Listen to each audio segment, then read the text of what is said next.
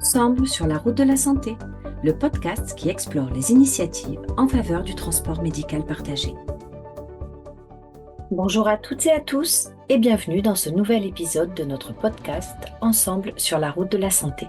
Je suis Aurélie, votre animatrice, et tout au long de cet épisode, nous allons découvrir comment les usagers vivent l'expérience du transport médical partagé. Pour cela, j'ai le plaisir de recevoir aujourd'hui les témoignages de Ludivine, Karine et Xavier, que nous appellerons par leur prénom pour garder la confidentialité, ainsi que Pascal Trujillo, responsable gestion du risque à l'assurance maladie de l'Hérault, qui nous apportera des précisions réglementaires. Pascal Trujillo, un petit mot pour vous présenter ? Bonjour Aurélie, je travaille à l'assurance maladie de l'Hérault depuis plus de 25 ans et je suis actuellement responsable du service gestion du risque. L'une des missions qui m'est confiée est de contribuer à l'amélioration de la prise en charge des patients tout en maîtrisant les dépenses. Aujourd'hui, j'interviendrai pour apporter à ce podcast des précisions réglementaires ainsi que des informations sur les actions menées par l'assurance maladie. Bonjour Ludivine, pouvez-vous nous dire dans quel cadre et depuis combien de temps pratiquez-vous le transport médical partagé ? Bonjour, oui, bien sûr, j'ai commencé le transport partagé dès mes premiers rendez-vous médicaux. Les chauffeurs m'ont expliqué de manière concise que partager mes transports permettait une meilleure prise en charge. Bonjour. Alors, le transport médical partagé, c'est quelque chose que j'ai pratiqué du coup au cours de 3 semaines où j'ai eu une hospitalisation de jour.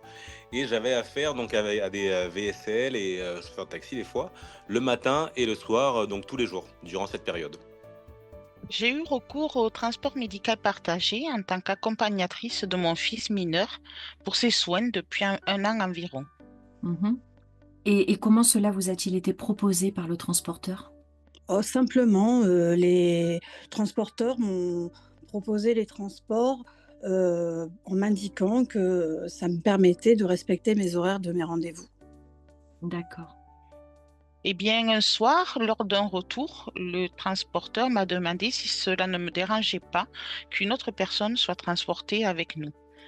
Et c'est comme cela que le transport médical partagé a commencé. Par le transporteur, j'ai pas eu de. Enfin, c'était le système médical qui prenait en charge directement l'organisation, la logistique du transport. Du coup, je me suis pas posé des questions. On m'a juste dit que qu'un chauffeur, transporteur viendrait me récupérer. Avez-vous rencontré des difficultés pour trouver un transporteur ? Ah non, du tout, parce que c'était directement affilié par le service de santé. Donc, c'était déjà programmé par eux. Et moi, tous les matins, du coup, durant cette période de 3 semaines, j'ai eu des transporteurs qui sont venus, des fois les mêmes, des fois des différents, et qui sont venus me récupérer.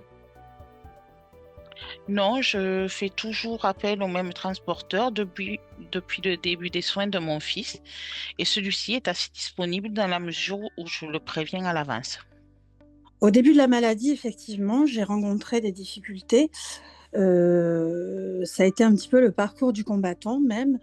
Et le fait d'avoir permis le transport partagé, ça rend les rendez-vous un petit peu plus fluides, enfin les transports un peu plus fluides. Et là, actuellement, je fonctionne avec un réseau de chauffeurs. D'accord. Et du coup, Pascal, l'assurance maladie est-elle au courant des difficultés que peuvent rencontrer les assurés pour trouver des transporteurs, que ce soit au niveau des horaires, les week-ends ? Alors là, nous sortons du côté réglementaire et pour vous répondre, Aurélie, oui, nous sommes au courant. Il peut y avoir effectivement des territoires où il devient difficile d'organiser les trajets individuellement par manque de véhicules. Aussi, en partageant les trajets, les patients peuvent accéder plus facilement aux soins médicaux.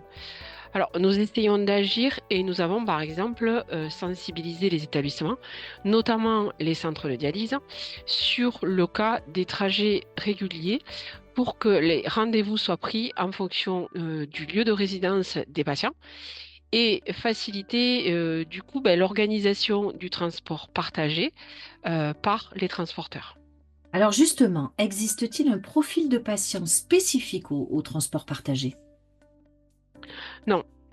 Alors, il n'y a pas de profil de patient. C'est le prescripteur le médecin, qui détermine le mode de transport le plus adapté à l'état de santé de son patient. Et lorsqu'il n'y a pas de contre-indication médicale, c'est donc le transport partagé, un transport assis professionnalisé, c'est-à-dire les véhicules sanitaires et légers, mais également les taxis conventionnés, qui s'impose. C'est vraiment devenu la norme. Le patient partage le transport avec au moins un autre patient. Alors Ludivine, pouvez-vous développer avec nous tous les points positifs à la pratique du transport partagé?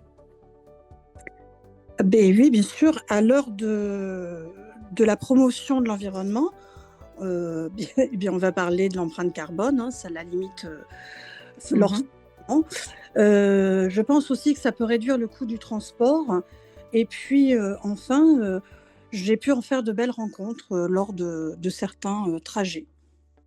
Ben, j'ai trouvé ça très intéressant parce que pour le coup, le fait d'être plusieurs dans un véhicule, pour quelles que soient les raisons médicales qui nous amenaient aux hôpitaux, était l'occasion de pouvoir partager, rencontrer des gens et aussi faire une petite balade le matin. Donc c'est quand même quelque chose de très sympathique avant de rentrer dans les choses sérieuses, parce que forcément c'était pour des raisons médicales, donc un peu moins joyeuses.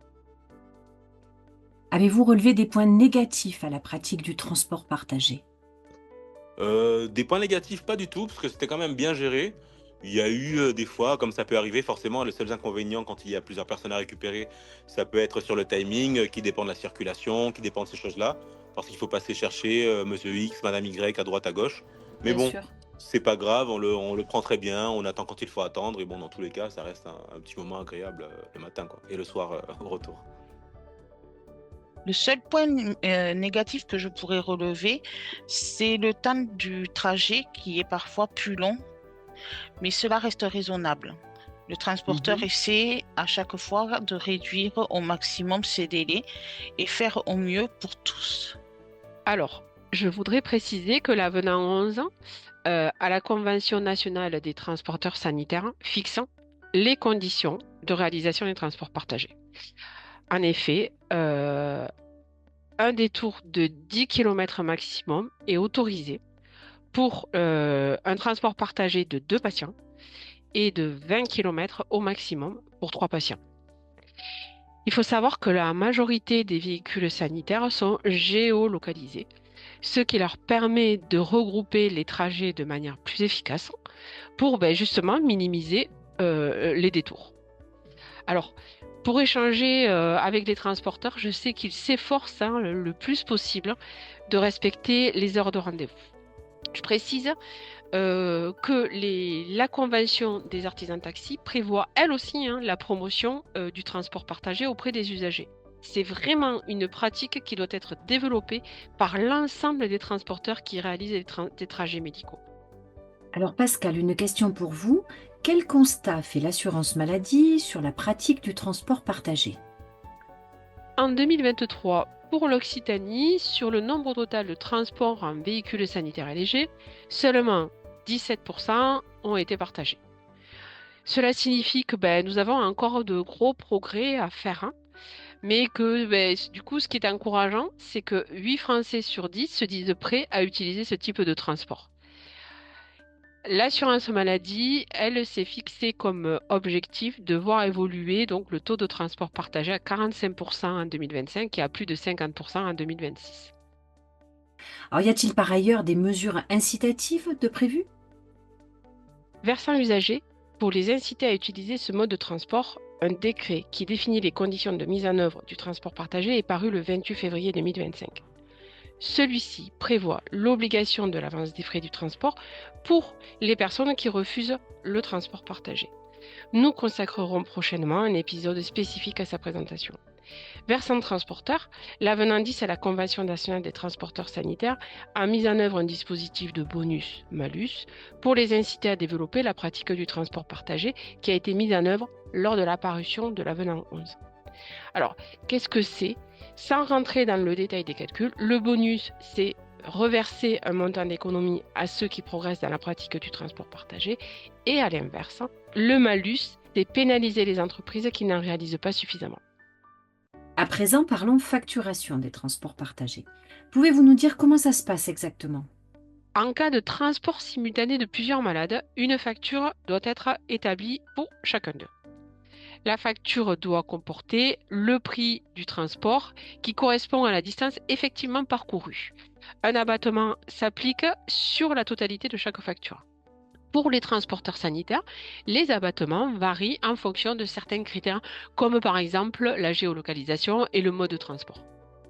Alors pour mieux comprendre l'économie financière qui est réalisée par l'assurance maladie, avez-vous un exemple à nous donner?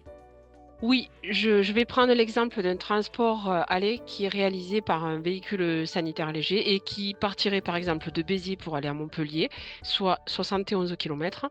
Le transport réalisé avec une seule personne représente donc un coût d'environ 86 euros. Avec les abattements prévus conventionnellement sur les tarifs, l'économie en fait réalisée par l'assurance maladie est d'environ 20 euros pour le transport de 2 personnes et d'environ 30 euros pour 3 personnes.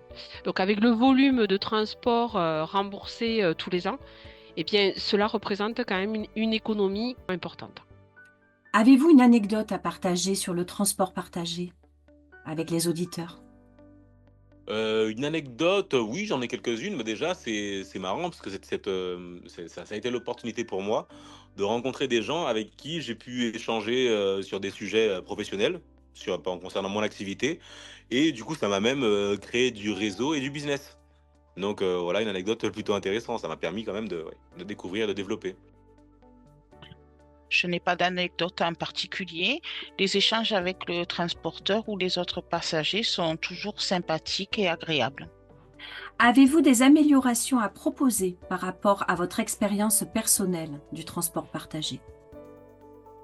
Les améliorations, ce serait surtout pour les trajets retour. Être prévenu un peu à l'avance pour savoir à quelle heure on va rentrer ou si on va rentrer un peu plus tard. Je ne serais pas contre l'idée, après je sais que c'est peut-être pas facile en termes de logistique, mais je serais pas contre l'idée justement qu'il y ait plus de personnes des fois le matin, puisqu'on était en général un groupe de 2, 3 maxi dans la voiture en tant que patient. Mhm. Et je pense que cette expérience, même sur de la plus grosse échelle, serait plutôt intéressante. Je pense qu'avec une bonne coordination des transporteurs, une utilisation aussi des plateformes technologiques, ça permettrait peut-être de mieux partager les transports et de mieux cibler le besoin du patient. C'est pour moi une solution durable. Merci beaucoup à vous tous pour ces échanges. Merci Merci Aurélie, Aurélie. c'était un Aurélie. plaisir. Merci à vous Aurélie. Merci à nos invités pour leur témoignage. Nous pouvons conclure de ces échanges qu'il faut poursuivre le développement du transport médical partagé car il permet d'améliorer l'accès aux soins tout en offrant une solution plus économique et conviviale pour répondre aux besoins des patients. Ces témoignages ouvrent la porte à des pistes d'amélioration qui permettront à tous les acteurs du système de santé de contribuer à la réussite du dispositif. Une meilleure coordination des soins entre le prescripteur, le transporteur et le patient devrait permettre de développer le transport partagé. Nous espérons que cet épisode vous a éclairé sur le sujet et rendez-vous au prochain épisode d'Ensemble sur la route de la santé. Merci de votre écoute et à bientôt.